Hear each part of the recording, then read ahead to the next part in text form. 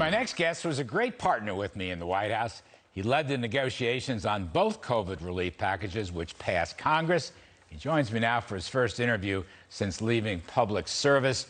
Former Treasury Secretary Stephen Mnuchin. Stephen, you're wonderful to do this. I appreciate it very, very much. And I just begin, you know, you got this behemoth stimulus package. You negotiated. So I always thought the first one that we all did last March and April was the best of the lot. Just give us a quick sense of your thinking on this current stimulus.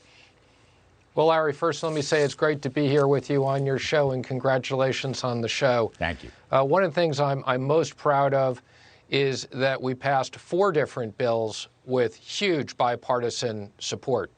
Two of the bills were 96-0 and 100-0, as you know. And it's a good thing we did that, because I think if we had not, we would have had a great depression, not a great recession, and an absolute double-digit big unemployment number. So clearly it was a time when Democrats and Republicans came together.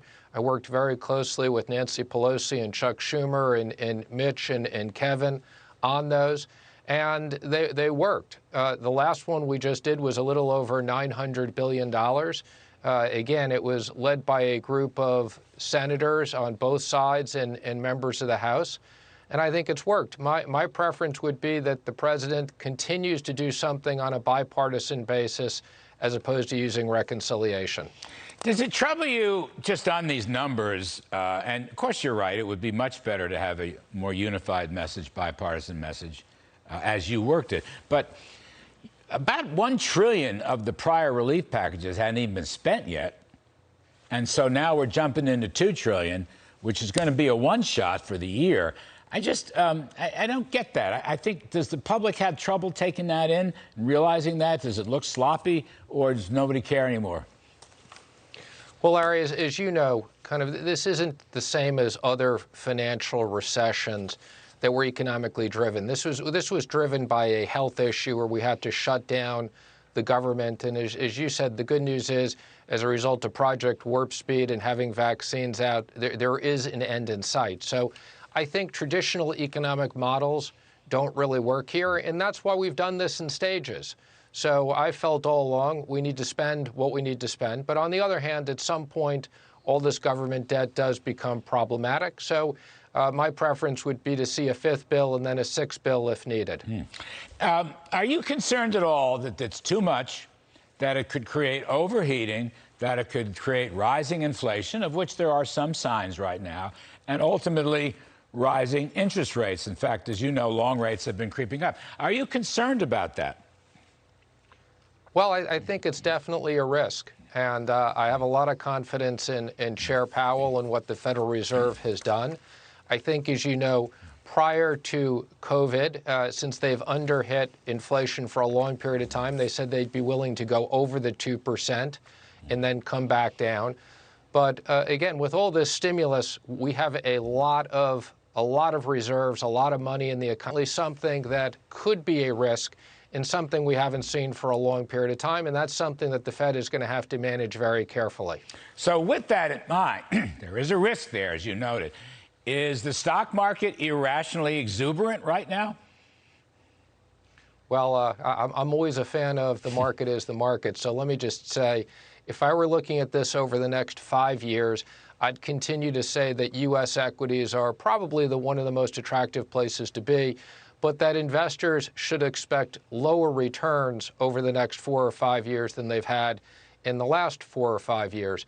I also think, whereas in the last 4 years it was easy to just buy market indexes, I think you're going to see more winners and losers as the economy changes and areas rebound. So the market's clearly priced at very high multiples. And in the short term, you know, those are risks that investors are going to need to get comfortable with. Well, I think people are learning that stock prices can go up and down. We've had some episodes of that recently. Secretary Mnuchin, let me just ask you, just talk about reconciliation. The Democrats are going to use reconciliation. So you only need 51 votes to insert a budget resolution inside the reconciliation parameters. We used this in the Reagan years, Dave Stockman and I and others, for the first time. You used it for the tax cut bill in 2017. Now, I don't want to get too far in the weeds, but look, reconciliation is supposed to be a tool to reduce spending and deficits and debt. Now, I'm looking at this stimulus package, and I don't see any effort to do that. I see no offsets whatsoever to the gigantic leaps of spending. Now, nobody's pure in this game, but I wanted to get your thought on that. Is this reconciliation tool being used unwisely? Well, I believe reconciliation has been done about 20 times since 1974 when it was put into place. And as you've said, in many of those cases, several of the cases, both in the Bush administration and in the Trump administration, it was used for tax cuts. In that scenario, it's priced over a 10-year period of time. I still think had we not had COVID, Larry, we were on track with an additional amount of growth that would have made what was our $1.5 trillion static potentially be positive, if not at least neutral. It's also been used for things like cutting expenses, balanced budgets.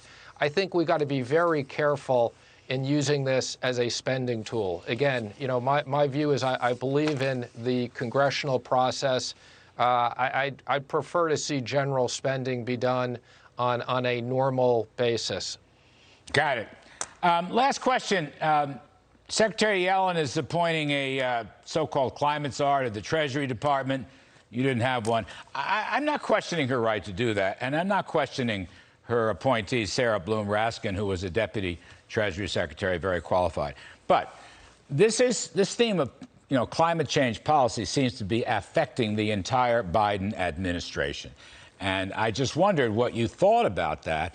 Are we getting ready for carbon tax increases, for big bank regulatory issues, stress tests on climate, no loans to energy companies? How do you see this? This is a novelty for the Treasury. Well, Larry, as you said, this is a priority for the Biden administration. And in that sense, I do think it makes sense to have Treasury included. I do believe that climate is a real issue, but it's an issue we need to look at over a 10, 20, 30-year basis. And it's a transition. I've studied a lot of the work that Bill Gates has done on breakthrough energy. And I think we will have carbon recapture work. The Wall Street Journal just ran a piece last week on a small nuclear reactor the size of a garbage can. So I think to get to carbon neutral, and again, we need to invest in breakthrough technology. And that's something that the U.S. has done and the U.S. has led. And if you look at the U.S., we've had tremendous progress on this. I think that the world priority has to be to get China and India off of dirty coal. If we could do that and put them on LNG, this would push this issue out considerably. And as you said earlier in the show, renewables alone are not the answer. But I have great faith in the American economy and in innovation and in clean energy, and that's something that we can get to. But we can't do it overnight. Now, I think that's well said. Last question. This is a crucial moment for truth-telling. Treasury Secretary Steve Mnuchin, can you imagine having a better working relationship with the director of the National Economic Council than the one we had in the past 3 years?